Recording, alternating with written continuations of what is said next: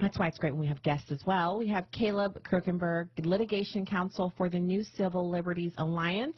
He began his career as an assistant district attorney at the Appeals Bureau for the New York County District Attorney's Office, and then served as an assistant public defender for the state of New Mexico. He later transitioned to serve as an assistant federal public defender for the District of New Mexico. Most recently, Caleb worked as a criminal defense and civil rights attorney in Philadelphia and as an advocate for criminal justice reform for the National Association of Criminal Defense Lawyers. Thank you so much for calling in tonight, Caleb. Thank you very much. So let's talk about this. We have eviction moratoriums going on, and I feel pretty torn because I know there are families out there who have, through no fault of their own, they can't work because of the lockdown orders.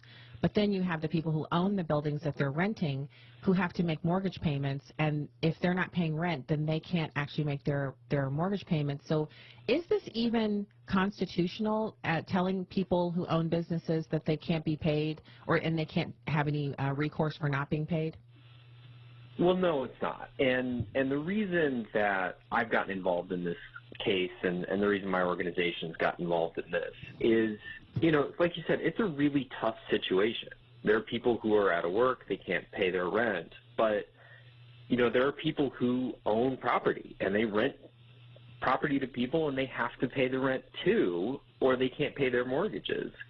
And instead of solving that problem, like with Congress, you know, passing a law and doing something about it, what's happened is the CDC has gotten involved, and they've just decided on their own as an administrative agency that they're going to stop evictions. They're not going to help anybody. They're not going to provide any assistance, and they're just going to make this decision for everybody else.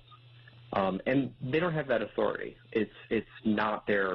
They don't have any statutory authority, and it's unconstitutional to tell landowners that, or you know, property owners, that they can't make their tenants pay rent, and they have nothing. You know, they have no recourse if their tenants refuse to pay rent. So what is the recourse? Because I know the CDC was the original, I think, like agency that said you can't evict anybody. And I've also seen a lot of stories online where landlords, property owners are saying, well, the tenant stayed for 10 months without paying rent and then just sublet the apartment to someone else. So they're collecting rent from someone who's subletting and the owner is still getting nothing, which is, it just goes to the creativity of people who are, you know, you see an opportunity and you not only seize it but then make money off of it for yourself. And so they're still not able to do anything about that. Is it that they need to bring cases to court in order to get redress, or what's the answer here? Well, you know, normally the only way a property owner can get someone out of their house when they're not paying rent is to sue them and get an eviction order. It's illegal in every state for a landlord to just lock the tenant out and, you know, evict them on their own. But what's happened is with the eviction moratorium, the CDC just said, well, too bad, you can't go to court anymore, no matter what your tenant's doing. And, you know, unfortunately, I've heard from landlords across the country, and, you know, I represent several of them in a lawsuit, and, you know, it's a very similar story. I have one client who has a tenant that stopped paying him back in March. And, you know, at this point, he's out $12,000, you know, and it keeps going, and it keeps rising every month. That's income he hasn't gotten, but he still has to pay the mortgage on the property. He still has to pay utilities. He still has to maintain it. And there's just nothing he can do. According to the government, he can never get this tenant out, at least while this eviction moratorium is going on. You know, and it's been going on since March. And we're looking potentially at them extending it into 2021. You know, there's really no end in sight. So we know what happens to the property owners. They lose their property. If you lose the property and it goes into foreclosure, then the bank is the one who is on the hook for doing something with it. Banks are not constrained by the no eviction moratorium, are they? No, and that's I think the most outrageous part of this is foreclosure by a bank is still legal. And so if a landlord is unable to pay their mortgage because their tenant's not paying them and they lose the property, well then the tenant's going to be out on the street anyway. Because the CDC, they made this decision. They just said, look, it's entirely the landlord's problem. We're going to push this problem onto them and no one else. It's not the tenant's problem. It's not the bank's problem. It's, by and large, these small mom and pop businesses. Actually the majority of landlords in this country are, own 6 or fewer properties. These aren't giant companies. These are a lot of people that are saving for retirement or, this is their livelihood. The stories that I've read, Caleb, are about people who, especially when they're in these high cost of living areas, they're in New York and they have a piece of property that they live in one part, they rent the other part out, and they inherited it. So they have their property taxes and then they have some mortgage on it. So they have a piece of property that is pretty valuable, but the value of it is not really realized because they're just living in it and then renting part of it out to help supplement the mortgage, but they can't pay the whole mortgage on their own. So these are people who, if they lose their home that the renters are using, they're also losing their own home. Like they're actually being thrown out as well, because the bank, as you said, will foreclose and then everyone has to get out. So there has to be some kind of recourse for people who are in this situation, because the CDC doesn't, as far as I can tell as a regular person, they don't have the authority to tell landlords what they can and can't do with their own personal property. That's right. And, that's kind of where I come in. My organization, the New Civil Liberties Alliance, we're a nonprofit, and we sue administrative agencies when they overstep, when they violate people's constitutional rights and, do things that they can't do. And so what we've done is we filed a lawsuit against the CDC on behalf of, just a group of landlords who are really suffering because of the eviction moratorium. And our argument's pretty simple. The CDC, first of all, doesn't have any authority, period, to tell the states that they can't operate their housing courts. That's just not something the CDC has the power to do. And really, no agency has that power because we have a constitutional right to access the courts. And that constitutional right means that if the only way we can get our property back is to go to court, then the government can't just shut it down. They can't put us in a situation where we have to provide free housing to someone forever. And, we're doing our best right now to fight this because we need an order from the courts saying that you just can't do it. This is a problem, but this is not the solution. So have you adjudicated any cases or taken any cases in where someone is actually moving forward with an eviction even though the CDC guidance says not to? Has anyone defied them? So generally what's happened is after the CDC order went out, most of the state courts just completely shut down. And the CDC's kind of been all over the place about, they had some guidance saying, well, we actually think that the courts can operate, but you can't actually evict anybody. But most of the courts, and for all of my clients, the courts are just saying, we're not going to let you file the paperwork. I have a client in Virginia, a sheriff's deputy told him that he would have to arrest him if he even tried to file the paperwork for an eviction.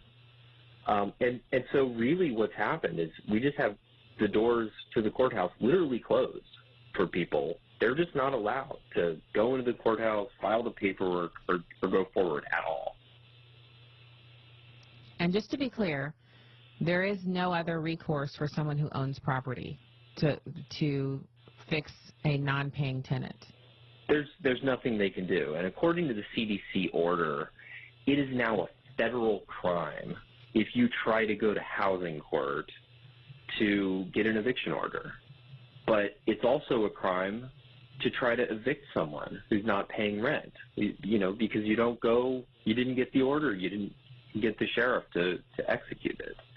I mean, it just puts these people in a completely impossible situation. They have no recourse at all. And so in the stimulus, I noticed they have PPP. So what would a landlord have to do? Maybe create a business entity in order to get PPP funds? They'd have to maybe hire someone who's maybe mowing the grass or doing some kind of work around the place to get some PPP funds to help supplement their income to make up for the lost rent. Is that a possibility or no? Because the stimulus does not seem to cover landlords.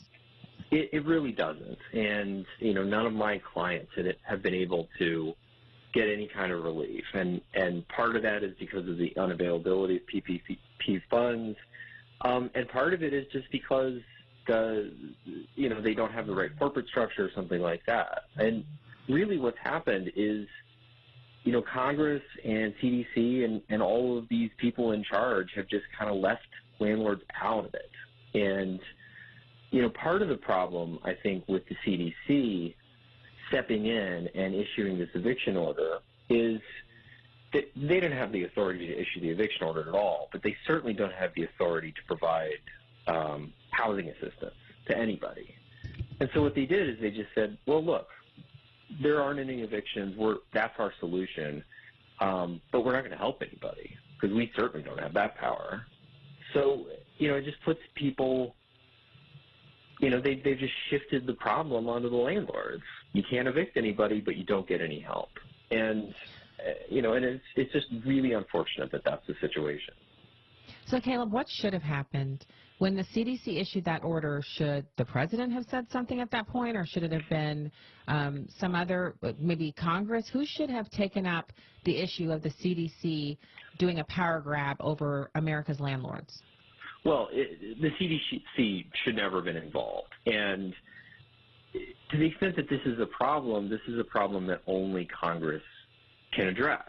And Congress shouldn't have said, you can't use state court proceedings, but, potentially they could have provided housing assistance. They could have addressed it in some way. But what happens is, Congress, rather than having to confront these tough questions and deal with this problem, they're more than happy to just let someone like the CDC, take the problem and do something about it where Congress doesn't have to be responsible. But what happens is you get a measure like this that's really destructive and unfair and illegal. And it's just because Congress is not doing their job. And I think that's a big part of our lawsuit is we're trying to raise awareness to this issue because it's something that administrative agencies do all the time, where they exercise power that's not really theirs, and Congress lets them do it because a lot of times it's easier as a political matter. Well, we've seen a lot of that. We've seen the rise of the administrative state partially in response to the lack of activity by Congress in legislating. They just refuse to legislate anything. They don't do a budget anymore. They don't bring new legislation. I do think we're going to see a change in that activity coming with the incoming Biden administration. They're going to be making and passing laws like it's going out of style because they have all three branches of government. But, so the Biden administration's policy on this is to continue on with, basically the pillaging of landlords across America? As far as we know, where we're at right now is the current eviction moratorium is set to expire at the end of this month. But I have every indication that will be extended further. I've certainly not heard anything otherwise. I fully expect the CDC to just keep going until coronavirus is a thing of the past or the CDC decides it is, and who knows how long that's going to be. Well, at least at the very minimum, we now have an understanding of exactly what's going on, and it is certainly incumbent upon them to do something for a huge segment of the population that provide a service, because if no one bought property and rented it out, then everyone would have to be a homeowner. And there are millions, tens of millions of Americans who are not in the position to own a home, nor do they want to. And so landlords provide a valuable service. If all of them are going bankrupt, then who's going to rent to all of the people who need a place to stay? It's just a ludicrous problem, which is why it's so great that you could join us tonight. Caleb Kruckenberg, Litigation Counsel for the New Civil Liberties Alliance. Thank you for being with us tonight. Thank you.